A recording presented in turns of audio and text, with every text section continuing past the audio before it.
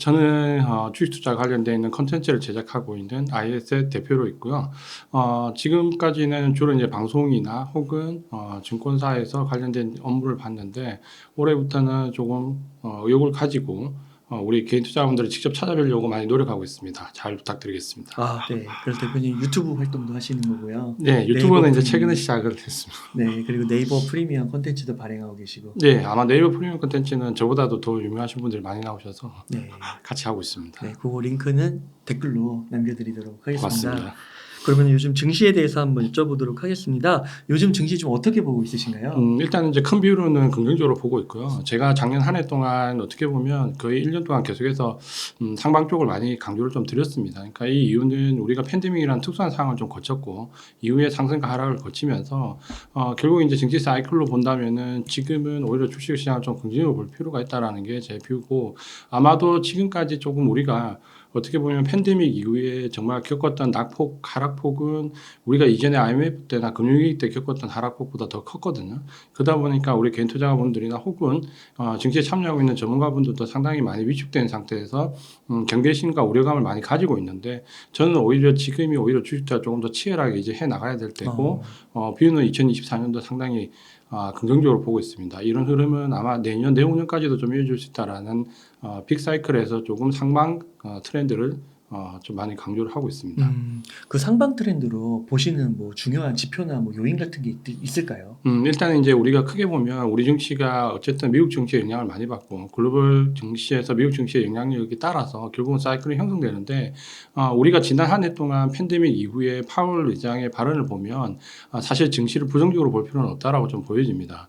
우리가 작년 2023년도 3월부터 파월 의장이 금리와 관련된 발언에 우리가 주목을 했지만 사실 이 사이클을 본다면은 소프트 랜딩 그리고 더 나아가서 노 랜딩에 가까운 발언들은 상당히 많이 해왔고 특히 이제 지난 11월 달 패드를 거치면서 이제 금리 인하 기조 그리고 팬데믹이라는 특수성을 인정했다라는 부분에서 아마도 우리가 지금까지 생각했던 증시 사이클과는 조금 다른 양상으로 갈 가능성이 좀 높고 이런 경향은 과거에 우리가 금리가 굉장히 가파르게 인상됐던 이후에 증시의 흐름을 본다면 대부분 경기가 악화돼서 금리가 인하하거나 혹은 경기가 악화될 걸 예상해서 보험성 인하를 했던 경우가 대부분인데 이번은 조금 예외적으로 디스플레이션 관련된 부분에서 금리 인하가 나온다면 시장은 상당히 긍정적으로 볼 필요가 있다는 관점이고 과거에도 이제 이런 사례가 한 차례 정도 있었는데 이런 발언이 어떻게 보면 시장의 가장 중심에 있는 연준의 의장 입에서 나왔기 때문에 저는 이 부분에 대한 신뢰성이 상당히 있고 우리가 이 부분에서 주목해 본다면 매크로적으로는 지금은 오히려 하락하는 게 더 어렵다라는 관점을 견지를 하고 있습니다.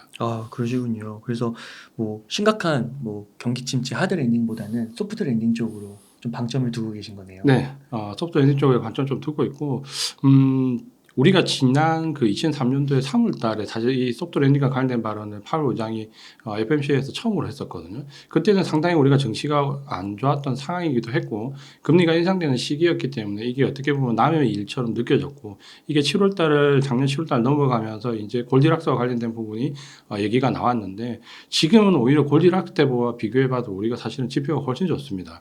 보통 우리가 골디락스를 기준으로 삼는 지표를 보면 단적으로 파월 의장이 가장 중요시하는 고용지표만 놓고 보더라도 보통 우리가 고용지표에서 실업률이 한 4.3%, 5% 내외 정도 그리고 전반적으로 보면은 실업시장 청구 건수가 적어도 20만 건 중후반대 이상 이 정도를 골디락스로 보는데 사실 지금은 그거보다 훨씬 상황이 좋거든요. 그렇게 본다면 우리가 작년 한 해 우리가 가장 그 괴리감이 컸던 부분이 정말 증시가 안 좋을 거야라는 이 선행지표에 대한 우려감. 근데 막상 지표가 발표되고 나면 동행지표가 나오면 생각보다 괜찮은 not bad. 그러니까 이런 현상이 계속 1년 동안 실랑이를 벌였는데 그런 부분은 아마도 팬데믹 이후 우리가 겪었던 너무나 큰 낙폭 때문에 이 시장에 참여하고 있는 전문가분들도 상당히 우려감이 컸었고 그런 부분들이 심리나 선행지표에 반영이 되면서 실제 경기보다는 많이 좀 부풀려졌다는 게 제 생각이고 그런 부분들이 좀 불식되는 게 지난 11월 달 FMC 이후로 지금은 이제 그런 부분에 대한 괴리감이 좀 좁혀지는 시기다. 라고 말씀 좀 드리고 싶습니다. 네. 그러면은 좀 이런 강세장을 좀 예상하시는 거고요. 예, 맞습니다. 그럼 이런 강세장이 좀 펼쳐질 때 좀 주목해야 될 섹터나 뭐 기업들이 있을까요? 저는 이제 좀 두 가지를 주목을 좀 해볼 필요가 있다고 보는데요. 첫 번째는 우리가 이 과거의 금리 동결 시기를 보면 좀 명확한 두 가지 현상이 있었습니다. 그러니까 이전에 금리가 동결됐던 최근 5 경우를 살펴보면 주도주가 쉽게 바뀌지 않는다는 점. 그러니까 가는 말에 계속해서 올라타야 된다라는 부분과 함께 두 번째는 금리 인하에 대해서 효과를 좀 가지고 있는 수혜를 받는 업종들이 좀 강했다는 부분. 그러니까 이 부분이 가장 키포인트가 될 것 같고 지금 잘 보시면 연말에 랠리가 나왔던 미국 증시나 우리 증시 그리고 물론 연초에 이 감매수권에서 일단 조정은 좀 받을 수 있겠지만 특이하게 본다면 첫 번째는 구조적 성장성을 가져가는 실적이 나아지는 섹터 대표적인 게 이제 AI 반도체 같은 경우가 지금은 중요한 주도 섹터가 될 수 있고요. 두 번째는 이제 금리 인하의 수혜를 받을 수 있는 미국은 금리 인하의 수혜를 크게 보면 딱 세 섹터로 지금 분류가 되거든요. 하나는 은행, 그리고 하나는 헬스케어 섹터, 그리고 자동차. 이 세 섹터가 지금은 가장 금리 인하 수혜를 받고 연말 이후에 가장 주가 흐름이 괜찮습니다. 물론 이제 우리는 조금 차별화되죠. 근데 이걸 좀 본다면 제가 봤을 때 경기 소비재 정점에 있는 자동차 그리고 우리도 역시 마찬가지인데 제약 바이오 업종은 금리 인하의 수혜를 크게 받는다 보면 크게 구조적 성장성 실적에 주목할 수 있는 반도체 쪽과 금리 인하 수혜가 예상되는 헬스케어 그리고 자동차 쪽을 좀 관심을 가지고 볼 필요가 있다. 이렇게 말씀드리겠습니다. 네. 그러면 좀 세부적으로 한번 반도체 쪽 한번 여쭤보도록 하겠습니다. 그 반도체 업황이 마침내 그 턴어라운드 국면을 맞이했다는 주장이 힘이 실리고 있는데요. 그렇게 동의하시나요? 저는 이제 동의하고요. 사실 이제 이 반도체 사이클은 우리가 보면 우리가 2019년도에도 사이클을 보면 결국 반도체 주가와 이 사이클 간에 한 분기 정도 괴리감이 있거든요. 그러니까 바닥을 나오기 직전에 오히려 주가는 이제 턴아웃하는 경향을 보여줬고 그게 지금도 2019년도와 마찬가지로 역시 올해도 1분기에 시작하면서부터 어떻게 보면 반도체 사이클은 굉장히 하락 국면에 들어갈 때 오히려 주가는 이제 반등이 나오기 시작했거든요.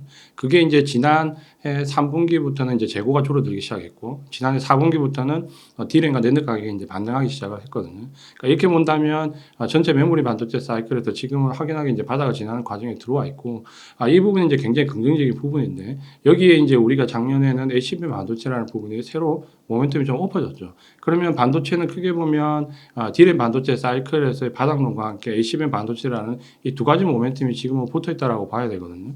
그러면 적어도 이 정도 모멘텀이면 구조적으로 성장성을 좀 가져갈 수 있는 결국 레벨업이 될 수 있는 실적과 관련된 부분에서 가장 중요한 시기 특히 금리 동결 시기에는 말씀드렸던 이 실적에 주목을 해야 되는데 그런 점에서는 반도체가 지금은 굉장히 우호적인 입장에 들어와 있다라고 좀 보여집니다. 특히 한 가지 더 이제 말씀을 좀 드리면 아마 이제 반도체 사이클이 어느 정도 진행될까 궁금하실 건데 지금은 2024년 올해뿐만 아니라 내년, 내후년까지 3년 정도의 메가 사이클을 많이 봅니다. 그러니까 이 메가 사이클을 보는 가장 큰 이유는 결국은 이 반도체라는 게 우리가 전통적으로 지금 생각했던 뭐 메모리 반도체, 시스템 반도체, 그리고 전공정, 구공정 뭐 이런 식의 과거에 우리가 나눴던 개념과는 좀 많이 달라지고 있죠. 그게 이제 AI 반도체라는 부분과 함께 HBM 반도체가 나오면서 어떻게 보면 우리가 알고 있는 CPU와 여기에 붙어 있던 GPU가 이제는 관계가 정립이 달라지고 여기에 이걸 만들기 위한 HBM 반도체 그리고 이거를 설립하기 위해서 또다시 CPU와 GPU의 관계가 재정립되는 거기서 나오는 CXL 같은 부분. 그러니까 이런 식의 CPU와 메모리 반도체와 GPU가 이런 관계가 사실 유기적 협력 관계로 이제 완전히 바뀌면서 개념 자체가 지금 달라졌거든요.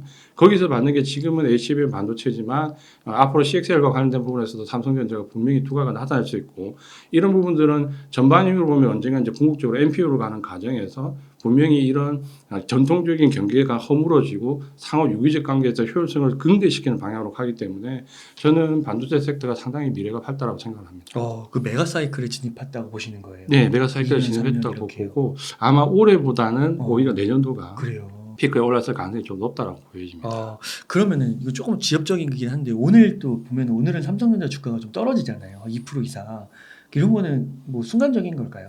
아마 이제 연초에 조정에 대한 이제 우려감이 좀 크실 건데 사실 이제 오늘 조정과 미국 증시 조정을 같이 놓고 보면 사실 저는 이 조정이 그렇게 크게 우려할 부분은 아니라고 봅니다. 그러니까 오늘 조정을 당하는 그 섹터들을 잘 살펴보면 반도체가 집중적이고 미국도 매그니피센트 7종목이 좀 많이 조정을 받거든요. 근데 조정을 받는 실제로 조정을 야기하는 물량을 보면 오늘 거의 그 프로그램 물량에 의해서 조정을 받습니다. 그러니까 이 프로그램 물량은 오늘 외국인들이 뭐 한 15,000계약 이상 선물을 매도했기 때문에 여기 딸려서 기계적으로 나오는 기관들의 프로그램 물량에서 조정을 받고 이 물량을 개인들이 받아가는 모습인데 우리가 작년 연말 때 좀 아쉬운 점이 뭐였냐면 사실 미국 증시가 반도체 위주의 상승을 나올 때 사실 우리는 그것보다 훨씬 상승이 크게 나왔었거든요. 미국이 필라델피아 반도체나 나스닥 지수가 저 정도 뛰면 사실 우리는 하락폭도 크게 떨어지지만 상승폭도 더 크게 나왔었습니다. 근데 작년 같은 경우는 우리가 미국 증시보다 상승률이 더 떨어졌거든요. 네. 가장 큰 게 이제 수급이 조금 제한적이었는데 요거는 공매도 금지 조치에 의해 외국인들이 롱숏 플레이가 안 되면서 대형주에 대한 접근 물량이 좀 많이 줄었다는 거고 아쉬운 점은 대신에 외국인들이 작년 연말에 이 상승에 대한 랠리를 주로 선물로 대응을 했거든요. 그러다 보니까 연말 지난 12월 달에 선물 옵션 만기 이후에 외국인들이 한 3만 4천 계약 정도 선물을 매수했거든요. 그러면 이 물량은 결국은 1월 달에 조정을 야기할 때 한매도가 될 물량들이거든요. 그러면 이번에 같은 경우에 하루에 15,000개 넘는 외국인들의 선물 한매도가 나오면서 기관들의 프로그램 매도 물량이 나오고 이 프로그램 매도 물량을 개인들이 받아가면서 자연스럽게 대응주 위주의 조정이 나오는데 그러면 프로그램 매도 물량에 집중적인 공략을 받는 게 반도체라면 역으로 뒤집으면 결국은 가장 많이 매집하고 싶은 종목이 반도체라는 그 역설도 됩니다.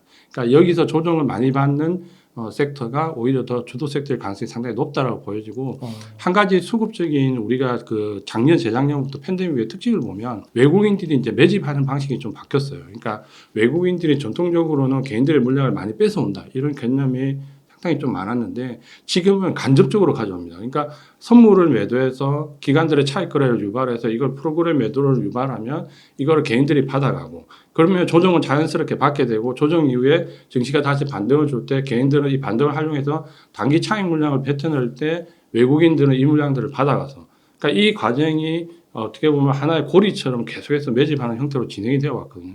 그러니까 이러한 매집의 가장 특징이 뭐냐면 상승 랠리에서 개인들이 배제될 가능성이 높다는 점입니다. 그러니까 만약에 지금 이번 조정 기간을 활용해서 반도체를 매수하셨다면은 물량을 좀 꽉 쥐고 있을 필요가 있다. 이 부분을 강조드리고 싶습니다. 그럼 메가 사이클에 진입한 거면 삼성전자도 막 전고점을 넘을 수 있을까요? 저는 좀 넘을 수 있을 거라고 보고요. 우리가 요건 이제 한 가지 삼성전자 하이닉스에서 지금 하이닉스가 작년도에 그 ACBM 반도체 때문에 네. 과감을 좀 많이 받았잖아요. 사실 요거는 올 2분기까지는 거의 삼성전자 독점이라고 하이닉스 독점이라고 보시면 됩니다. 그러니까 ACBM 반도체가 지금 주력으로 나오는 게 ACBM3 4세대인데 4세대까지는 사실 마이크론 테크놀로지나 삼성전자가 양산 공장이 없어요. 그러니까 지금까지는 2분기까지는 거의 SK 하이닉스 독주라고 보면 아마도 2분기까지는 하이닉스 주가가 조금 더 탄력적일 가능성이 높고 다만 이번에 마이크론 테크놀로지가 실적 발표를 하면서 나왔던 내용을 보면 HBM3 그러니까 5세대에서 적어도 어느 정도 HBM 반도체 포션을 잡겠다라고 했는데 사실 그것도 발표 내용을 보면 전체 시야에서 10%가 안 됩니다. 그리고 실제 시장의 반응은 한 5% 내외 정도 잡거든요. 그러면 실제 나머지 95%는 역시 삼성전자 하이닉스가 가져간다고 봐야 되는데 삼성전자도 이번에 HBM 반도체에서 양산을 보면 오히려 6세대에서 그 하이닉스를 뛰어넘겠다라는 발표를 했거든요. 그러면 적어도 4세대, 5세대 사이에서는 하이닉스가 주력이 될 수밖에 없는데 다만 제가 볼 때 그 5세대가 넘어가서 6세대로 들어가게 되면 오히려 이제 삼성전자가 좀 빚을 발할 수 있을 것 같고 그거는 이번에 우리가 그 CXL이라는 모멘텀 테마성으로 좀 풀었지만 사실 이게 테마로 끝날 그 섹터는 아니고요. 이 CXL 자체가 결국은 CPU나 메모리 반도체가 유기적 관계를 결국은 처리 속도라든지 그 효율성을 극대화시킬 수 있는 부분인데 이런 부분은 그 시스템 반도체와 메모리 반도체를 다 가지고 있는 삼성전자가 상당히 유리합니다. 그래서 아마 지금 HBM 반도체 4세대까지는 하이닉스가 굉장히 독점을 할 것이고 이후에 5세대, 6세대에서는 경쟁을 하겠고 이후에 더 넘어가서 CXL 반도체 쪽에 관심을 받을 때쯤이면 삼성전자가 조금 더 강점을 보일 수 있다. 이렇게 이해를 좀 하시면 될 것 같습니다. 혹시 좀 어려운긴 할 것 같은데 대략 언제쯤이 되는 거예요? 그러면? 아마 이번 2분기까지 4세대 잡으시면 되고요. 2분기를 넘어가면 5세대, 6세대 정도 잡으시면 되고 네. CXL은 아마 연말에서 내년 초로 넘어가는 부분에서 제가 봤을 때 아마 붐이 한번 볼 수 있다. 이렇게 아마 시기별로 좀 판단하시면 될 것 같습니다. 그러니까 상대적으로 삼성전자가 못 오른 감이 있는데 조금 앞으로는 이제 그 수익률 격차가 좀 줄어드는 그런 현상이 나올 거라고 보시는 거네요. 그렇죠. 그래서 저는 그 크게 보면 투자 전략을 상반기까지는 반도체에서 하이닉스와 하이닉스 계열 위주로 그리고 하반기로 넘어가면서부터는 삼성전자와 삼성전자 계열 소재 부품업체 쪽으로 이렇게 비중을 조금 달리할 생각입니다. 그러시군요. 혹시 그 소부장 쪽에서 뭐 한미 반도체나 뭐 이스페타시스나 이런 쪽은 좀 어떻게 보세요? 긍정적으로 물론 보고 있는데 네. 제가 이제 2차 전지도 항상 그 굉장히 좋은 섹터라고 말씀드리면서 접근은 좀 그 보수적으로 말씀드린 이유가 역시 이제 한미반도체나 이스페타시스도 사실 주가 상당히 많이 올랐거든요. 그러니까 이 부분이 많이 반영이 좀 되어 있는 부분이 있고 또 한 가지는 이 금리 동결 시기에 우리가 주가 등락 그 과거의 비율을 보면 사실은 소형주보다는 대형주가 수익률이 좀 많이 좋았습니다. 그러니까 이게 월등히 좀 좋았는데 지금이 금리 동결 시기이기 때문에 그런 관점에서 본다면 과거의 사례를 본다면 아무래도 소형주보다는 좀 대형주가 조금 더 주가 등락이 좋았다라는 점에서 삼성전자 하이닉스로 웬만큼 물량을 좀 채워놓은 다음에 이걸 좀 보완하는 측에서 좀 보면 좋은데 한미반도체 같은 경우는 이번에 이제 실적 발표에 주가가 한번 크게 출렁거렸지만 사실 ATC 본드 자체는 그 앞으로 전망은 사실 밝습니다. 밝고 지금 하이닉스 계열에서 점유하고 있는 부분이 제가 봐서한테는 아마 삼성전자 계열 쪽으로 넘어갈 것 같거든요. 네. 그러면 수주 물량은 어느 정도 확보가 충분히 될 것 같고 주가는 긍정적으로 볼 필요가 있는데 지금처럼 펀더멘탈적으로 봐서 4배, 5배 올라가기는 좀 어렵다는 관점에서 여기서부터는 트레이닝 관점을 좀 보시는 게 좋지 않을까 그렇게 생각을 하고 있습니다. 그럼 삼성전자가 올라가게 되면 정고 좀 넘게 되면 저희 코스피도 지수도 엄청 올라가겠네요. 지수도 올라갈 것 같고요. 네. 여기서 제가 이제 그 항상 강조드렸던 부분은 뭐냐면 금리 인상이 아주 세게 왔던 경우, 이번 같은 경우가 그렇잖아요. 사실 이번에 우리가 작년, 재작년 그 미국에서 했던 금리 인상은 뭐 50bp를 양 사이드로 끼고 75bp를 3번 연속으로 했고 굉장히 큰 금리 인상을 했는데 과거에도 이제 이렇게 금리 인상을 아주 세게 했던 경우에 이후에 나오는 증시 랠리가 사실 상상을 초월할 만큼 많이 올랐거든요. 그래서 그때도 워낙 긴축을 강하게 했기 때문에 주식이 올라갈 때 멈칫멈칫하는 움직임이 굉장히 많았는데 네. 단적으로 예를 들면 그 긴축이 지금과 비슷하게 많이 나왔던 데가 70대 후반 80대 초 그때 미국이 폴 볼커가 그 연준 의장일 때거든요. 그때도 지금만큼 긴축을 세게 했는데 이분이 그때는 거의 저승사자라고 경제를 죽인다라는 그 비난을 받았는데 결국은 이분이 집권하던 때에 다우지수가 3배 정도 올랐거든요. 네. 그러니까 이걸 본다면 긴축이 아주 셌던 경우 이후에 나오는 증시 랠리는 상단을 제한하지 않는 게 좋다. 갈 때까지 가보는 전략이 좋다. 이렇게 강조를 드리고 또 싶습니다. 반도체 섹터의 주가는 진짜 기대했던 것보다 훨씬 많이 오르는 것 같기도 하고요. 그렇죠. 그러니까 아마 우리가 반도체 섹터에서 사실 이 HBM 반도체는 크게 고려하지 못했던 부분이거든요. 작년 5월 달에 나왔을 때 이게 개념 자체 그 오죽하면 삼성전자가 여기에 대한 대비가 없었잖아요. 사실 HBM 반도체에서 지금 어떻게 보면 삼성전자가 생산은 하지만 양산 시설이 그렇게 잘 돼 있지는 않거든요. 지금 이제 부랴부랴 하는데 그게 이제 본격적으로 하이닉스를 넘어서겠다는 게 6세대니까 상당한 뒤쪽이거든요. 그걸 보면 확실히 반도체는 앞서 말씀드린 것처럼 예전처럼 전통적인 그런 분류 단계에서 이제는 유기적으로 뭔가 확실히 변하고 있는 아주 중요한 시기가 아닐까 이렇게 생각돼서 주가 탄력은 우리가 생각하는 것 이상으로 나올 수 있고 어떤 면에서는 이게 만약에 정말 그 HBM 반도체에서 CXL이나 이런 개념들이 정착화되면 아마 2차 전지처럼 상승폭이 한 번 더 나올 수도 있습니다. 그러니까 요거는 조금 우리가 어떻다라는 예측은 할 수 없겠지만 상단을 좀 제한하지 않는 전략이 좋지 않을까 그렇게 생각이 됩니다. 그 기존 디램 사이클에 HBM이라는 게 붙은 거니까. 그렇죠. 와. 그리고 이 HBM은 또 가도기적이거든요. 좀 전에 말씀드린 것처럼 우리가 전통적으로 뭐 아주 단순하게 얘기하면 D램이 있고요. 네. 우리가 알고 있는 낸드 플래시가 있고 그러니까 HBM 반도체는 이 D램에서 파생되어 나오는 걸로 붙으면 요 중간에 또 CXL이 또 자리를 잡거든요. 그러면 우리가 알고 있는 CPU나 GPU가 같이 유기적 관계에서 효율성이 이제 뭐 성능이 예를 들면 기본적으로 우리가 단적으로 얘기하면 한 3배, 4배 올라가는 네. 그러니까 요런 카테고리가 완전히 반도체에 우리가 사이클을 개념을 뒤집을 수 있지 않을까라고 생각을 좀 하고 있습니다. 와, 네, 진짜 말씀만 들어도 그렇게 될 것 같습니다.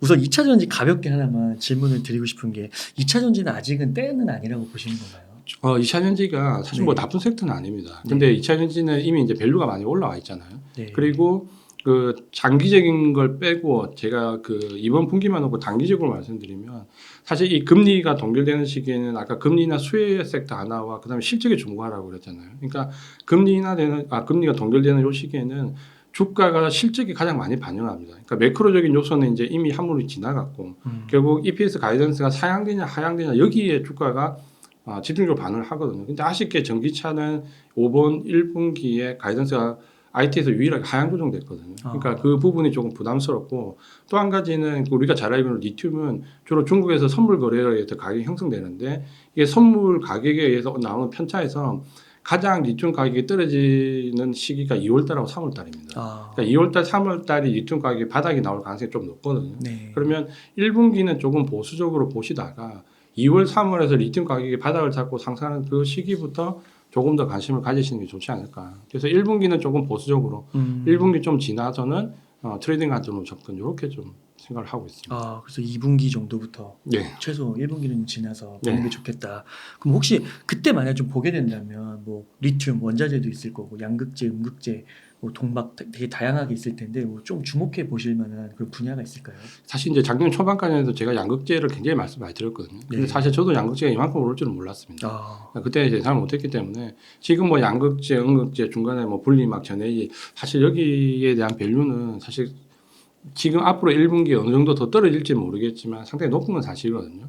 그러면 조금 뭐 예를 들어서 조금만 시각을 조금만 옆으로 좀 넓게만 보시면 뭐 예를 들어서 강물 관련된 리튬이 내년 2, 3월 달에 바닥을 잡으면 결국 강물 관련되어 있는 쪽으로 상승할 수 있는데 이게 이제 미국의 IRA 법안이 많이 걸리잖아요. 그게 지금 올해는 좀 더 규제가 내년에는 좀 더 규제가 강화돼서 결국 중국산 강물을 배제하고 뭐 이런 조건들이 나오는데 그러면 사실 호주나 미국산 강물 쪽으로 집중을 해볼 필요도 있거든요. 예를 들면 알베말 같은 종목은 지금 PR이 5배밖에 안 됩니다. 그러니까 우리가 지금 알고 있는 강물 관련된 종목 우리나라는 지금 PR이 어마어마하잖아요.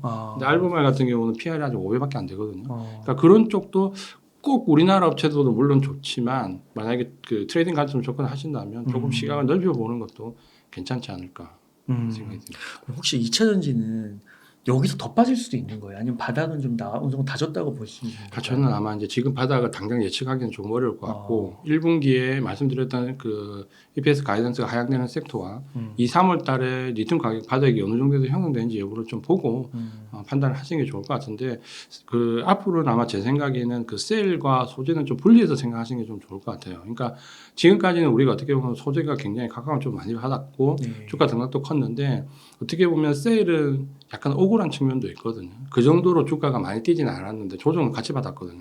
그걸 본다면 밸류에서는 셀도 상당히 관심을 가져볼 만하고 특히 삼성 SDI 같은 경우에는 뭐 지금 아직 뭐 전고체 그 배터리 얘기하기는 좀 어렵지만 거기에 넘어가는 가격에서 제가 볼 때 주가 모멘텀은 우리 삼성 SDI가 좀 강할 수 있다라고 좀 보여지거든요. 그래서 네. 이런 셀 업체는 조금 더 빨리 관심을 가져도 되지 않을까 싶고 이차전지 소재와 관련된 쪽은 조금 2, 3분기 리튬 가격 바닥을 확인하고 조금 접근하시는 게 좋을 것 같습니다. 2, 3분기 좀 확인을 하고 그때 2차 전지를 다시 한번 판단해 보자.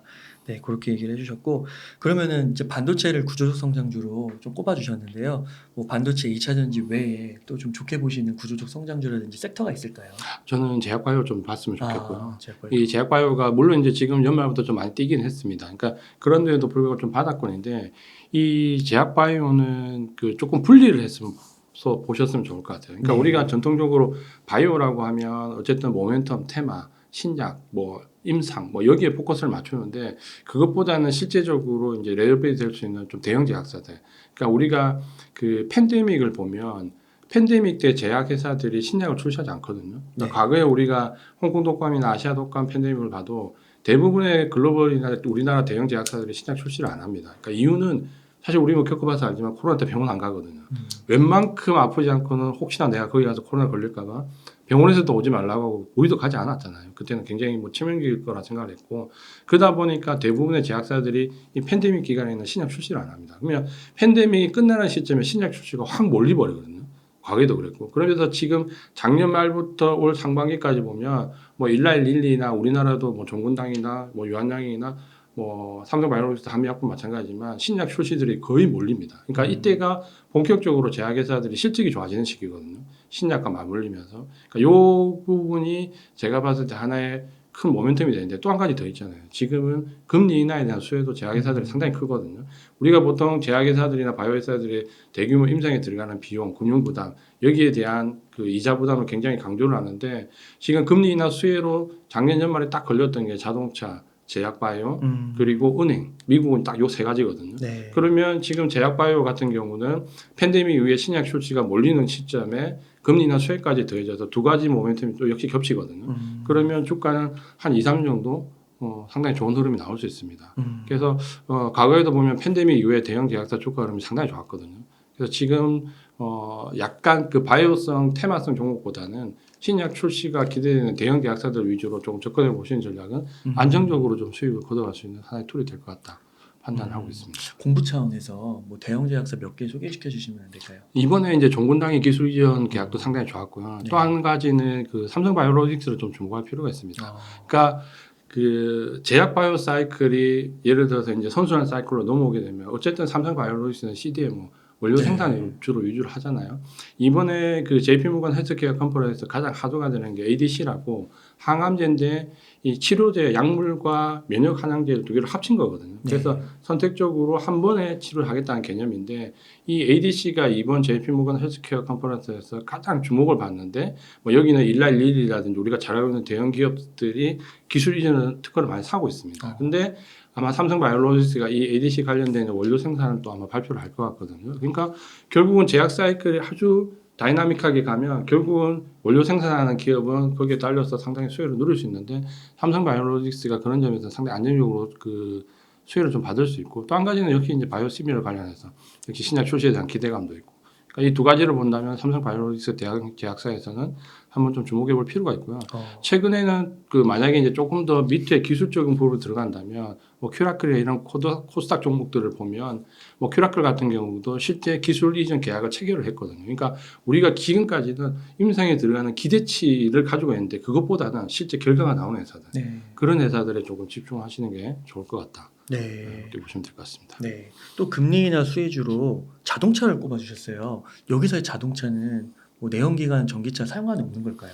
근데 이제 이걸 약간 분리해 볼 필요가 있죠. 네. 우리가 사실 작년에 그 현대차나 기아를 보면 상당히 많이 아쉬울 겁니다. 네, 그러니까 실적 맞아요. 대비를 해서 실적 좋았는데. 주가는 굉장히 안 좋았거든요. 맞아요. 근데 이게 왜 아쉽냐고 보면 우리가 작년 1분기를 딱 생각해 보면 네. 작년 1분기 때 현대차가 역대급 실적을 발표했는데 그때 레포트들이 쏟아졌죠. 피크로. 여기가 현대차 기아의 실적이 피크다 네. 라고 했는데 2분기 실적 더 좋았거든요. 그리고 2분기가 끝날 때 3분기 7월 달에 현대차 그룹이 미국의 IRA 법안에서 배제가 된다 해가지고 또 악재가 터졌다는데 결국은 3분기에 또 좋았고요. 그러다 보니까 1년 내내 실적은 좋았는데 평가를 못 받았습니다. 네. 그리고 이제 한 가지 더 아쉬운 거는 현대차 그룹이 그 IRA 법안에서 물론 혜택을 못 받은 건 맞는데 작년에 미국에서 판매됐던 전기차 그 탑10에 현대기아차가 3개가 들어갔거든요. 와. 여기서 테슬라 7개를 빼면 6개를 빼면 아마 하나가 그 포드인가 그렇고 그거 제외하고는 테슬라 제외하고 현대 기아차 그룹 3개가 유일하거든요. 네. 그러니까 생각보다 잘 팔았어요. 근데 이제 주가는 반영이 안 됐죠. 그래서 이제 이 부분이 아마 반영이 될 건데 그 금리 작년 연말에 2024년도에 가장 주목할 섹터라고 했을 때 미국에서 나온 레포트들을 취합해 보면 거의 4개 섹터에 집중됩니다. 하나가 AI 반도체 관련된 쪽이고 하나는 커뮤니케이션 그리고 헬스케어 그리고 경기 소비의 일부거든요.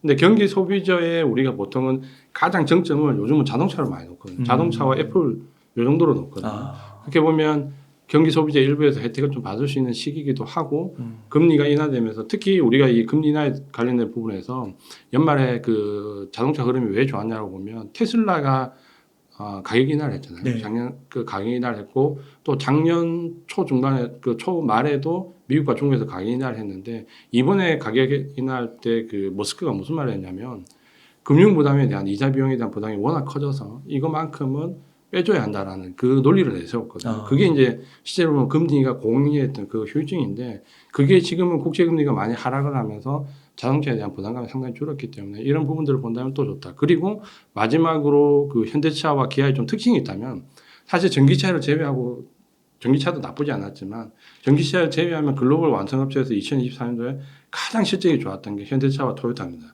이 두 차의 그 두 그룹의 공통점이 있죠. 둘 다 전기차보다는 하이브리드, SUV 이쪽에 더 포커스를 맞췄다는 거죠. 네. 그래서 현대차가 과거처럼 북미 성적이 굉장히 좋았는데 수출량이 그게 뭐 우리가 잘 알고 있는 저가 자동차를 판매한 게 아니라 하이브리드 그리고 제네시스 계열 그리고 전기차 계열이기 때문에 상당히 내용도 좋았거든요.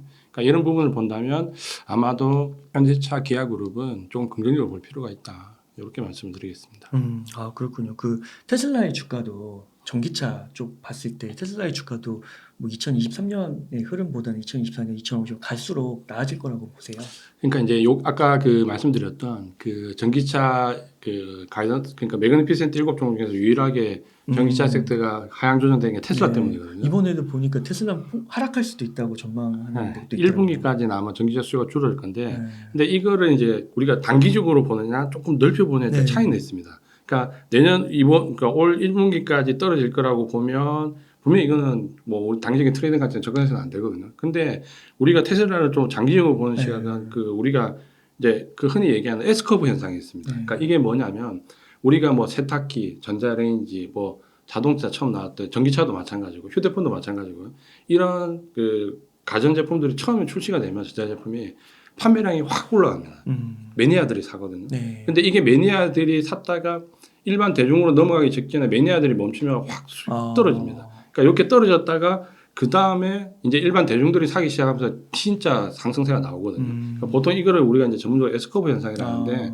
지금 테슬라가 아마도 긍정적으로 보는 사람들은 아. S커브 현상에 들어와 있지 않을까. 아. 그래서 내년 1분기까지 지금 매니아들이 살 만한 사람들은 다 샀고 일반 대중은 접근하지 않으니까 판매량이 떨어지겠지만 결국은 전기차는 대중들이 선택하면서 올라간다. 크게 올라갈 수 있다라는 보면 S컵으로 놓고 본다면 아마 장기적으로는 그래도 나쁜 섹터는 아니다. 이렇게 볼 수 있을 것 같아요. 아, 네, 그렇군요. 그다음에 또 한 가지 또 그 증권사에서 많이 좀 탑픽으로 꼽는 것 중에 하나가 로봇 섹터인데 로봇 섹터는 좀 어떻게 생각하세요? 로봇이 저도 사실 좀 어렵거든요. 네. 이게 왜 어렵냐면 사실 우리가 로봇 섹터를 전통적으로 보는 시각과 지금은 이제 AI라는 게 붙었잖아요. 그래서 네. 이게 어떻게 보면 작년 2023년도는 이게 완전히 섞여서 뒤죽박죽이 됐거든요. 그러니까 우리가 보통 전통적으로 로봇 산업을 보냐면 산업형, 우리가 협동형 로봇이라 보는 산업형 로봇과 AI 로봇을 좀 구분을 해서 한쪽은 테마, 한쪽은 실제 이렇게 우리가 좀 구분을 지었거든요.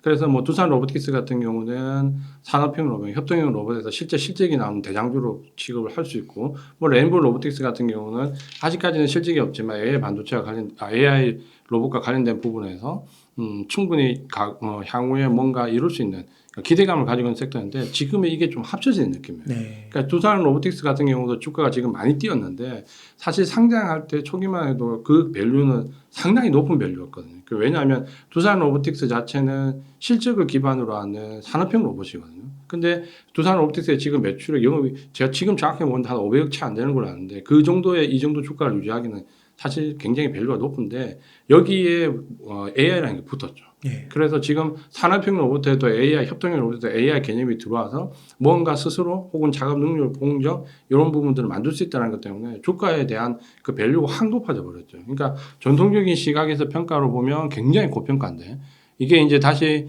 AI라는 부분이 붙어서 평가를 해버리면 사실 그게 지금 무조건 그 정도 높다라고 말하기는 어렵거든요. 그래서 아마 그 가독이기 때문에 약간 주가 흐름이 지금은 뭐 이게 높다 낮다라고 평가하기는 조금 어려울 것 같고 다만 이 부분이 아마 머스크의 행보가 굉장히 중요할 것 같은데 우리가 그 머스크가 나왔던 그 로봇을 보면 처음에 나왔던 로봇은 이게 대학생이 만들어서 할 정도로 너무나 조잡했거든요. 네. 근데 저는 오히려 그게 더 설정이지 않았을까. 두 번째 나오는 걸 봤을 때는 여기서 이게 나올 수 있냐 할 정도의 상당 벽해였거든요.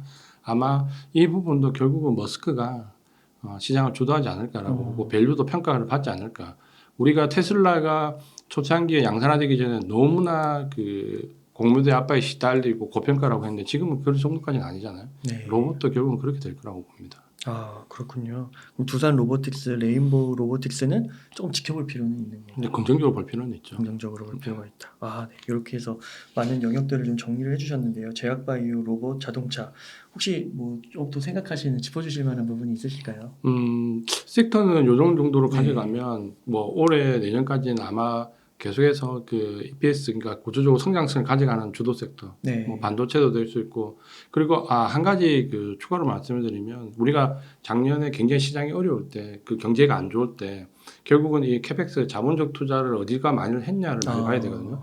그 어려울 때 많이 투자한 섹터나 기업이 결국은 이제 지금 어느 정도 경기가 살아나는 시점이나 혹은 연착륙될 때 이제 빚을 발하는데 그게 섹터로 보면 가장 많이 캐펙스가 그 S&P 500 기준으로 가장 상위하는 거는 AI 반도체하고 전기차였습니다. 그러니까 이 배터리가 맞고요. 그러니까 이 두 가지는 구조적 성장성을 무조건 가지고 있는 건 맞아요. 그러니까 밸류에 대한 부분은 저희가 뭐 2차전에 따로 논의를 해야 되겠지만 구조적 성장성을 가져가는 건 맞고 그 다음 헬스케어였습니다. 그러니까 요 세 섹터에 주목을 해서 그리고 이 금리 동결 시기에는 그 소두에 말씀드린 것처럼 주도주가 잘 바뀌지 않습니다. 가는 말이 계속 갔고 이게 확률이 80%가 넘거든요. 가는 말이 계속 갔던 경우가 주도주가 바뀌었던 경우가 5번 중에 한 번밖에 없는데 그 한 번도 그 닷컴 버블 직후에 아주 예외적인 상황에서 주도적으로 바뀌었고 그걸 제외하고는 바이오로 바뀐 거죠. 그때는 왜냐하면 닷컴 버블 때문에 IT가 갈 수 네, 없잖아요. 네. 그래서 IT가 못 갔고 나머지는 전부 다 빅테크 기업들 위주로 아. 뭐 거기에 뭐 지정학적 리스크가 있을 때는 방산주 이런 식으로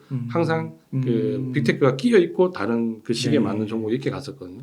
그렇게 본다면 아마 연초에 그 조정을 좀 받았고 조정을 받은 가운데 아마 빅테크 기업들이 가격적인 메리트가 생기면 지금은 순환매의 관점을 접근하는 게 아니라 계속해서 가는 말을 올라타는 전략이 유효하다. 네. 요거를 마지막으로 강조드리고 그럼 싶습니다. 그 가는 말이 언제까지 가는 거예요? 반도체는 적어도 내년까지는 보자라고 말씀드리고 싶고, 그 한 가지 제가 그 네. 꼭 말씀드리고 싶은 부분이 있는데 그게 뭐냐면 파월의 그 발언 중에서 네. 아주 그 지난 12월달에 중요한 발언이 있었습니다. 그게 뭐냐면 금리 인하를 놓고 우리가 굉장히 시장이 많이 선반영되었기 때문에 그 연초에 조정을 받을 거라 물론 그 말은 맞습니다. 근데 그때 파월이 12월달에 뭐라 얘기했냐면 금리가 인하되는 게 경기가 악화되는 현상이 아니라 정상화되는 과정일 수 있다는 표현을 했거든요. 이게 굉장히 중요한데, 그러니까 서두에 말씀드린 것처럼 금리가 경기가 악화돼서 하는 게 아니라 디스플레이션 상황에서 하는 금리 인하라면 증시는 생각한 것보다 상당히 많이 오를 수 있습니다. 그러니까 우리가 보통은 금리 인하를 막 기대하는데 시대 막상 금리 인하가 될 시기는 경기가 안 좋아지는 시기 때문에 주가가 오히려 내려가는 경우가 더 많았거든요.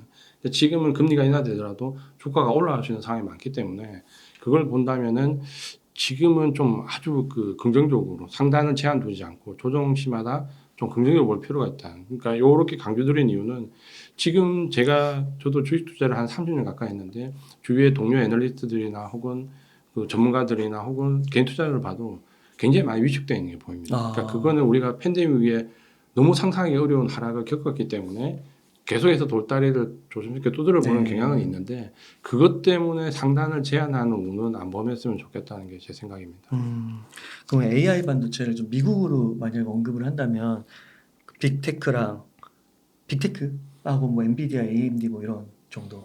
네, 아마 그 AI 반도체는 그 이렇게 보는 거죠. AI 반도체의 가장 큰 그 수혜는 엔비디아고요. HBM 반도체의 가장 큰 수혜는 하이닉스입니다. 그러니까 금리 동결 시기에는 물론 거기 딸려 있는 소부장을 열심히 우리가 찾지만 사실은 주가 등락은 금리 동결 시기에 그 종목들이 가장 좋았다는 거.